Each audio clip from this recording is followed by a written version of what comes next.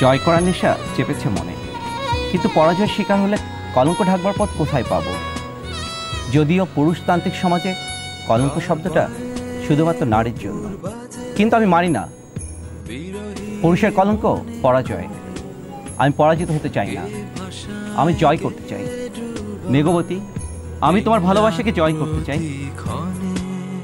কার পায়ে নুপুর বাজে বিরহী মনের কোণে, কে ভাষায় কে ডুবায় দিন রাত প্রতিক্ষণে, নিজের সাথে লুকো